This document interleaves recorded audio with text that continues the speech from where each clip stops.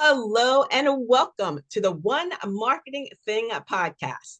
Today's topic is navigating the intersection of AI and digital marketing.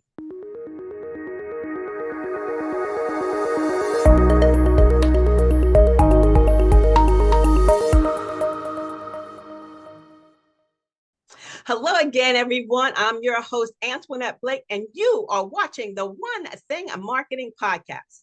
Now, did you know that we started this podcast for digital marketers to provide them with expert advice from industry veterans with decades of experience? Well, today we have one of those experts, Kent Lewis.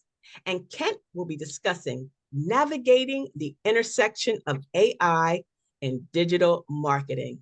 Kent, welcome to the One Marketing Thing podcast. Thanks for having me. It's a pleasure to be here.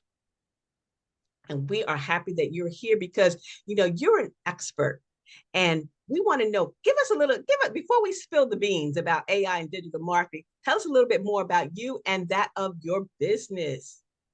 Sure. So I've been in the digital marketing world since 1996, not a typo. And I've been a part of 10 agencies, but I ran my own agency, Anvil, for 22 years before I recently sold it to a Midwest-based agency called Dexia, and now I'm just the chief marketing officer and evangelist for emerging tech like artificial intelligence and generative AI, chatbots, etc. And I'm excited to share my thoughts. And I am so curious. Again, hey, I'm a boomer, so I've been around for a minute. AI fascinates me. AI simply fascinates me. And I was looking at a robot like the other day, and it reminded me obviously of the movie iRobot. But before we get into digital marketing and AI, how are you geeked out on AI, or are you still on the fence? So it is an inevitable force, much like when I started in the internet in 96, we were not sure if it was a fad. Weren't sure how it was going to happen and play out. Just like in 95, when I went from skiing to snowboarding, and maybe that snowboarding was going to be a fad. Turns out it saved the ski industry. And when I was a kid in high school in Seattle, I was told that rap music was a fad, one of my favorite genres. Not a fad. It's tops the R&B and top Billboard charts. So AI has that kind of impact. In fact, Google was caught a little flat-footed by AI when OpenAI launched ChatGPT, and their earlier attempts with Bard kind of faltered a bit. So they have enough of a lead and they'll figure it out quickly. They have the resources, but it is the biggest change in my world of digital marketing since Google launched in 1998. It's that big of a deal. Wow. And like I said, you've been around for a minute. And a lot of the new digital marketers that's coming in, they're born with smartphones in their hands. That's what I say anyway. You see babies in strollers with, tablets. So they come in. But let's say this. How do we experienced marketers navigate that intersection? And then how should the new digital marketers use AI to their advantage for the long term? Yes. So it's same sides, two sides of the same coin. So the saying goes that those who embrace AI will have a job in the future versus those that do not, in terms of just about any profession, any discipline. Some are more AI resistant than others. I believe AI is also as powerful and revolutionary as it is, and the potential is we're just scratching the surface. It's still it's an amplifier, it's a multiplier. It can help, and I'll talk about the ways it can help, but it should not be a crutch. It shouldn't be a way to reduce staff per se. It should make everybody better at their job, not as a way to purely cut costs, although that's realistic. So if you're a seasoned marketer like you or I, it's important to understand what it can be used for. AI can be used in ChatGPT for a lot of different things, which I'll get into, but just enough to be dangerous, and then dabble and test, right? Just dabble and test and read and keep up on these things. For the new marketers that are coming in with a disadvantage in experience, can make up the difference by embracing and truly mastering AI quicker than the older folks like me. And so that's what happened to me in 1996 when I jumped from a career in public relations to a career in internet.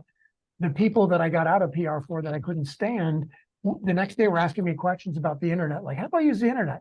And I realized that was my break. That was my opportunity to separate from every other PR professional by mastering the internet and its, the digital dark arts to build a career. And it's always had a PR angle on it. Same thing. I think you can use AI to amplify and move your career forward. And we can talk about a few ways to do that. And I'm thinking about what you're saying, and it's so true. I did 32 years with IBM, and IBM, computers, personal computers. But when the internet hit, there were so many people, executives included, did not understand what is this, where are we going? And I think they kind of got lost in the sauce as well. So help me understand, the chat, the what is it, the GPT? Sure.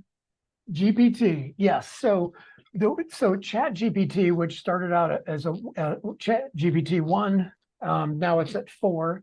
The version that we're most familiar with since early December of last year is Chat GPT 3 or Chat GPT 3.5. But interestingly, it's it's an entire exponential factor larger. ChatGPT 4 has a newer database, much larger database, a much smarter algorithm. It's more seamless in how it creates copy, but also can understand and generate images. It's exponential growth. So it's that whole Moore's law every 18 months sort of thing. It's happening with AI, but like even faster. So GPT, in short, GPT is a language model that designed by OpenAI that is basically, we all know it. We've heard the term chatbot. We just never really care. We get on a website. Do you want to chat with me? You're like, I think that's a robot.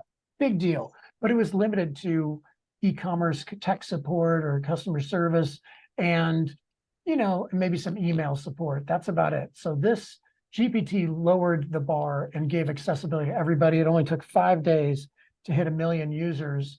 Unlike Instagram took I want to say 90 days or 100 days or something. So people really understood quickly what it could do. So regardless of whether you're talking Chat GPT 3 or 4, here are the ways that I've seen, that I've used it, that my team has been using it, that others I'm hearing and listening to and testing and talking with are using it. And there are a couple main buckets. The first is I would call research and inspiration. So for example, right before our interview, I've been using Hootsuite for 10 years, and they just plugged their new Owly Writer AI beta, and I just generated my first AI post on LinkedIn.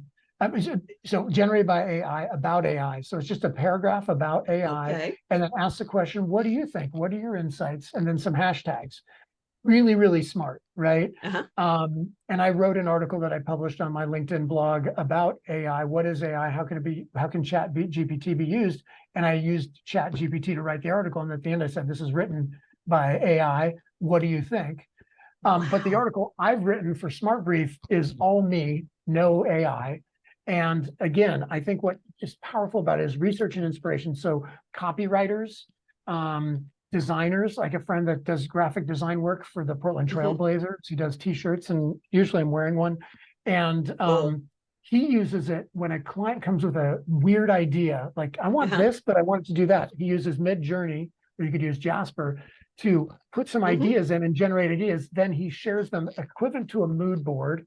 Then they say, I love it. Then he goes and designs himself the final product. So he says it saves him hours. Same thing with copywriters or anybody creating, or even coders, is you give it direction and it instantly creates you something to work with. The difference and the danger is when you use whatever it's created and use that whole cloth without editing it for voice and consistency, accuracy, then you're going to run into problems, which is why it doesn't replace people. It empowers people. So that's number one, is research inspiration. Number two is just the content creation part. So the research inspiration might be a sentence or a group of keywords or some ideas and some synthesis. Then you're like, write me 800 words on this, and boom, there it is. So then you can, from there, like I said, edit it, clean it up, make it yours. I'm recommending right now, without any knowledge of the algorithms that are trying to identify AI, is I think you need to safely change at least 25% of the content. Yeah, definitely. So that it's not triggering the detectors. And also it'll just be better content. But the other thing we can use it for, so content creation, self-explanatory, that's what everybody's talking about. Articles, FAQs, some brands are using it for recipes. Some, you know, and the financial services, and I met a gal yesterday at an event that's using it for her compliance business, because compliance is boring and difficult and arduous, and it saves them a ton of time. But the third benefit that's in my wheelhouse is website optimization or search engine optimization, Oh, SEO, yes. right? So you can have Yes.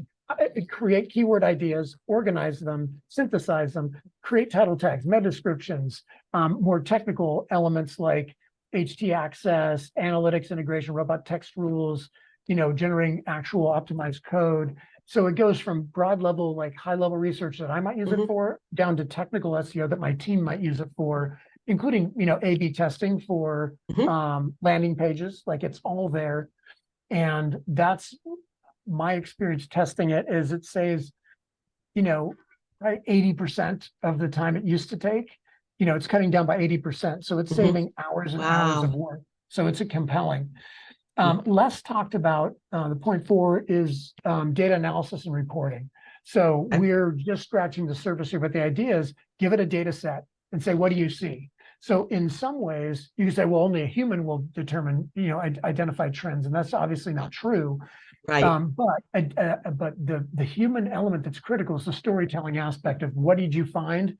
Let chat find the patterns, and then you tell the story. But we can use it to expedite or synthesize and speed up the reporting process for the work we do in marketing.